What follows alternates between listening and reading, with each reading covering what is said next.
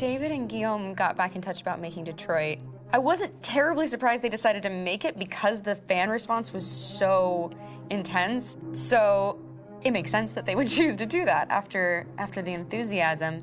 It was a challenge, and it was just an interesting thing to get my head around how to approach this character now as a different, much older person, and whether or not she had changed. And I'm very happy to say that with Detroit, I've had the opportunity to see Kara grow so much more than I ever expected. You do the housework, the washing, you cook the meals, and you take care of... God damn it, where the fuck's the rat gone now? Alice! Alice! I mean, she starts out essentially how she does in Kara in a very, not robotic, but, you know, android other way. And getting to take this journey where she becomes more and more human as it goes on. You know, and as an actor, that's a wonderful exploration in every way, whether it's how she sits, her posture, how her voice changes, how emotions change, and how much emotion is based on things like empathy and social experience. And so having, you know, as much material as I got with David to have this huge, nuanced arc was really incredible. Why couldn't we just be happy? This experience has been quite different than the experiences I've had shooting film or TV or doing theater work. I have 83 dots on my face and a really flattering black wetsuit type thing, and you're jumping around with props, and it's kind of like being a 10-year-old imaginative kid, which is fun. There's 80 cameras around us. It's already lit. So we just shoot and shoot and shoot and shoot and shoot. There's no change of sets, there's no hair and makeup, there's no wardrobe, so we move really fast, and we'll go through about 35 pages in a day. Working in TV or film, we'll probably do 6 pages a day. It's kind of acting boot camp. It's like working out constantly. I mean, you're doing this thing, and then you got to do something that's completely other back to back to back. And so that kind of process of working is very challenging, but it's also very exciting because you just have to keep coming up with new ideas, and your head goes all over the place because you're trying to keep track of basically 4 different storylines for each different response. You shot that girl, for fuck's sake. It was a machine that looked like a girl. Yeah, I know what I should have done. I just told you I couldn't. All right, I'm sorry. The fact that David Cade, he's telling like many stories interwoven from beginning to end is super complicated and super impressive, and I have no idea how he keeps it all in his head. He's not just the writer or the director who's seeing this from the outside eye, he's also thinking about the player walking through this space. You know, only somebody who really, really loves not the work, but like these characters and these stories and cares about doing something meaningful would invest that much in it. And it's always inspiring to work with somebody who cares that much. My experience with motion capture is this one. And I found it sort of terrifying in a way because they said the computer's going to build you. But then as we got into it, I realized all the elements of it were still artistic. I just dipped into a really brilliant setup here. I've never seen anything like it. And this won't turn me into a product because I was playing a character. So it's wonderful. In the game, Detroit comes back because of a revolutionary industrial rebirth. And there's no reason why that can't happen in Detroit, because they have such tremendous infrastructure for millions and millions of people who can very easily support, you know, a new industry. The city is really strong and resilient, but the city has also been through so much. You see the damage. But it takes that time of kind of rebuilding and reinvesting into the city that I think is happening slowly but surely. The potential of Detroit as a city is something that this game does a lot of justice to, because it would be easy to look at Detroit as some place that used to be, and that's not the case. This game provokes a lot of conversation and reflection on our potential near-future engagement with machines. That's what we are to them. There's merchandise on display in a shop window. I think that a group that feels marginalized, feels like they deserve and have earned access to themselves and the environment around them, and are trying to figure out a way to articulate how to get freedom. What was I designed to be? Their slave? Their toy? It plays with your comfort levels. You think that this is fine, you're comfortable with it, until something blurs the line and throws you off, and now Do I feel differently about whether this should be allowed? Should it be banned? Should it be encouraged? You're gonna ruin our lives, and for what? For a bunch of machines? They are not machines! They are alive! I'm alive!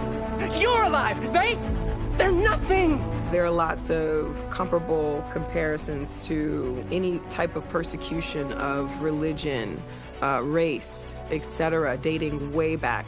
It can't just be a video game where you shoot 'em up or where people make these choices to do whatever.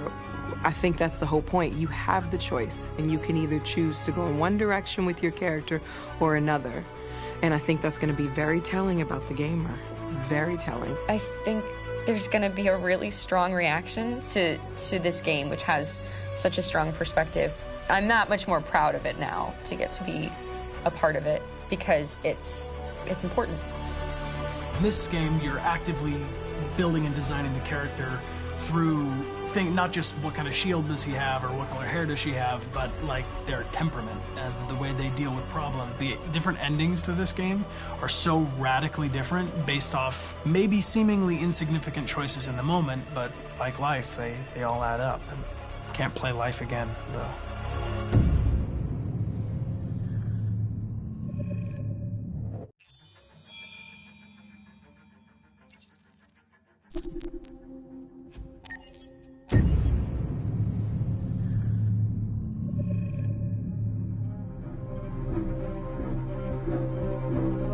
My name is Marcus. My name is Connor. My name is Kara. I am one of them. This is our story. I think who Kara is, or how I would describe Kara, depends entirely upon who's playing her, because you have the option to make her multiple different people depending on the choices she makes.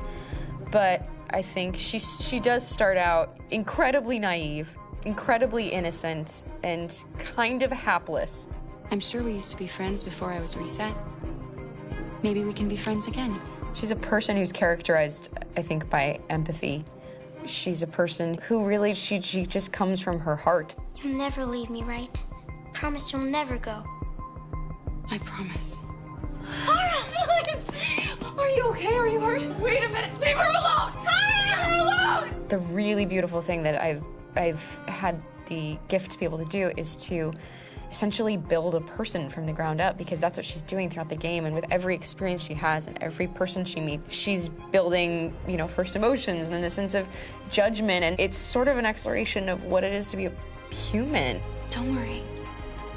Luther and I will be right here.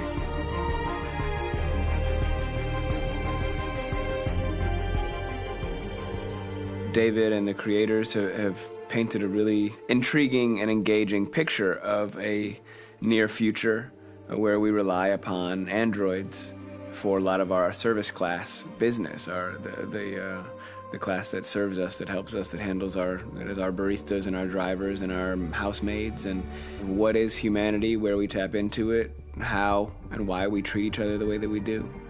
And my character Marcus has a really intriguing journey, becoming deviant, realizing that he actually has feelings and human qualities. And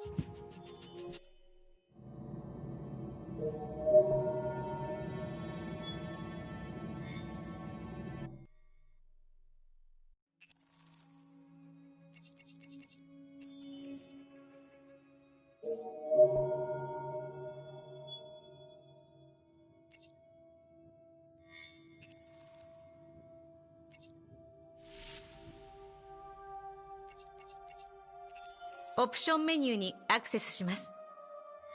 設定を保存しました。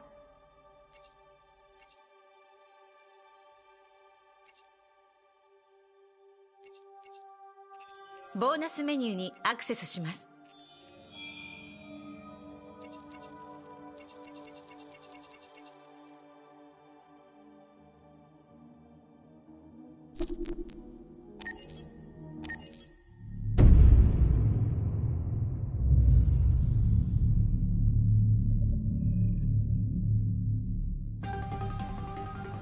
In the space of a few years, androids have completely transformed the world in which we live. By letting androids into our homes and factories, the CyberLife company has made them everyday technology. The founder of CyberLife, Elijah Kamsky, is a very discreet man.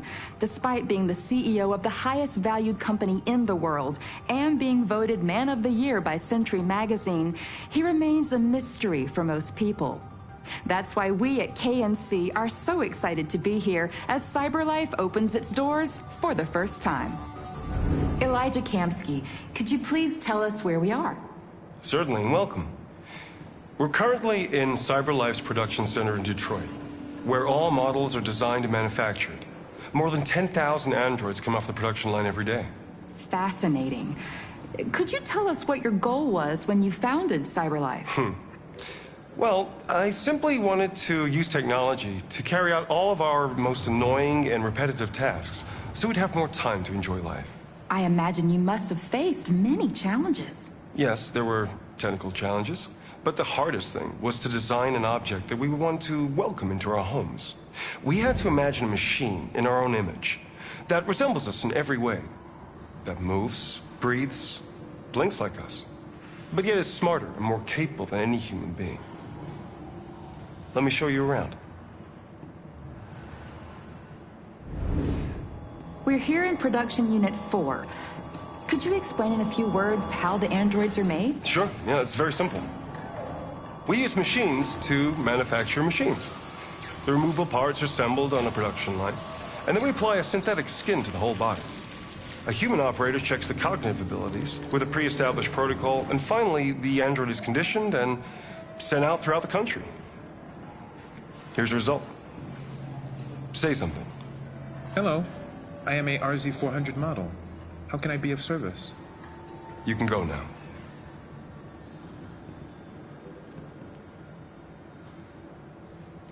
Our androids are already replacing humans in many fields. For example, they represent more than 80% of all university professors and 63% of all medical staff.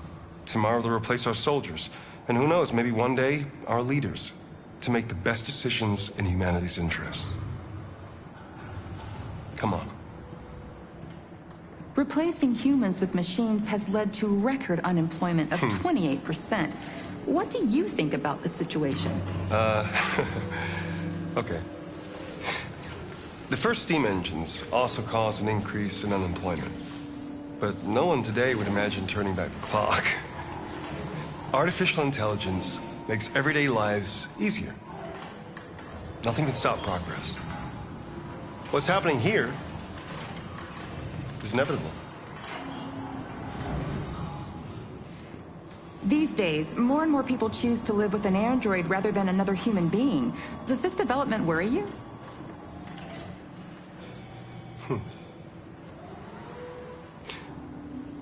Everything's much easier with an android.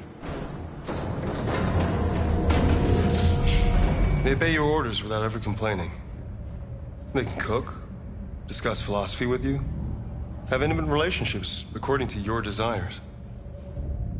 They never say no. Obviously, they are the perfect partner. Everyone deserves happiness. Why deprive yourself of so-called moral reasons when a machine can make you happy? Many science fiction books tell the story of how machines become more intelligent than us and end up confronting us. Aren't you worried about that possibility? I understand the irrational fears about artificial intelligence, but I assure you that will never happen with a CyberLife android. They're designed to obey humans. They're machines. They can't ever develop any sort of desires or form of consciousness. Are you sure? I'm absolutely certain. You can trust me.